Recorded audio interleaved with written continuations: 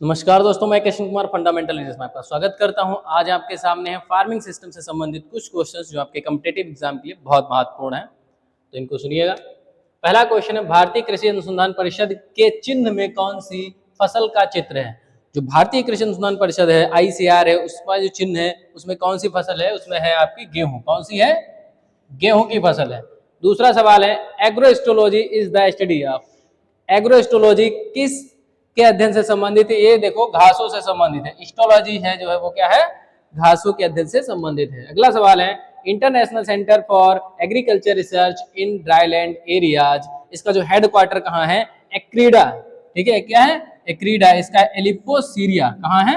एलिप्पो Syria.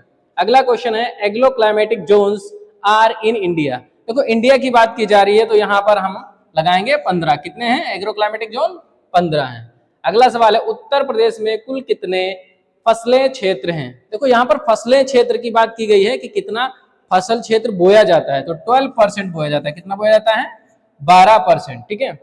एक कृषक भारती पत्रिका आती है, कृषक भारती, याद रखना कौन सी है? कृषक भारती पत्रिका। ये कहाँ से निकाली जाती है? ये सिया से, कानपुर से निकाली जाती है। ठीक है, चंद्रशेखर आजाद कृषि एवं प्रौद्योगिकी विश्वविद्यालय कानपुर।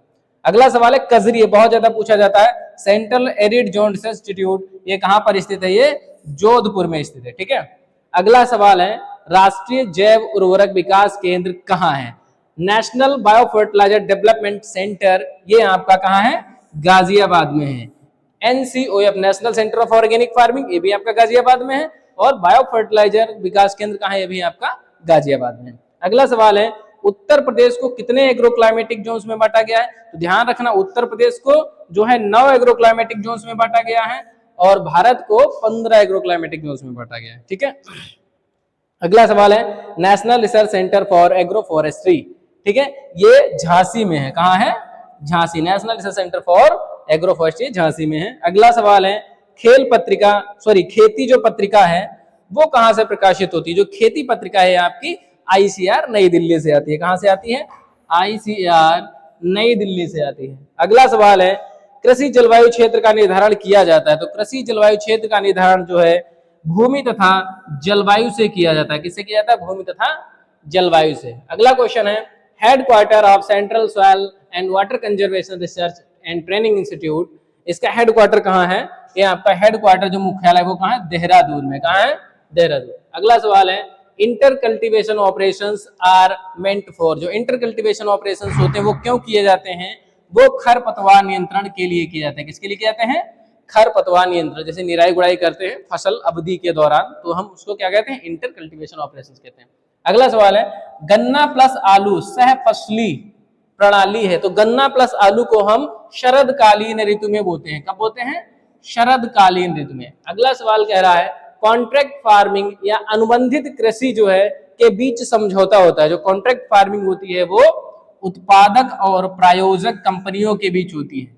इसके बीच में उत्पादक और प्रायोजक कंपनी, जो कंपनी जो काम कराती है और जो उत्पादक होता है उसके बीच में टाई अप होता है, उसके अनुसार काम करते हैं। अगला सवाल है, दालों को फसलीय प्रणाली में प्राथमिकता क्यों दी जाती है? जो पल्सेस है उनको प्रायोरिटी हम क्रॉपिंग सिस्टम में क्यों देते हैं? क्यों?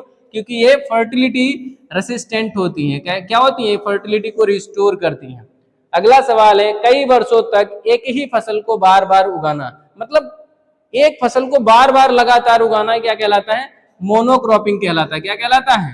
मोनोक्रॉपिंग कहलाता है। अगर हम वहीं पर एक ही फसल को कंटिन्यूअसली ग्रो कर रहे हैं तो वो मोनोकल्चर कहलाता है। ठीक है। अगला सवाल है, धान गेहूं मूंग, ठीक है, ये 3 फसलें हैं, इनका फसल चक्र सघनता ये 300% होगा। ठीक, कितना परसेंट होगा? 300% होगा। क्या होता है इसका जो है फॉर्मूला? क्या होता है? फसल चक्र में वर्षों की संख्या बटे फसल चक्र की फसलों की संख्या, तो ऊपर आ जाएगा 3, नीचे आ जाएगा 1 मल्टीप्लाई बाई 100, तो ये 300% हो जाएगा। अगला है लीसा, ये तो आपको पता ही है। लीसा किससे संबंधित? एग्रो फार्मिंग से संबंधित। किससे संबंधित है? एग्रो फार्मिंग से संबंधित। अगला क्वेश्चन है, खड़ी फसल के कटने से पूर्व उसी खेत में दूसरी फसल को बो देना। फसल खड़ी हुई है और उसी में हम दूसरी फसल बो रहे हैं, तो उसको हम क्या कहते हैं? ओवरलैपिंग क्रॉपिंग कहते हैं। कौन सी फसल क्या कहते हैं? Overlapping cropping. अगला सवाल ये पूछा जाता है, LER लैंड इक्विवेलेंट रेशियो की आवश्यकता होती है, तो ये बहुत इंपॉर्टेंट क्वेश्चन है। लैंड इक्विवेलेंट रेशियो की आवश्यकता हमेशा अंतः सस्यन प्रणाली में होती है।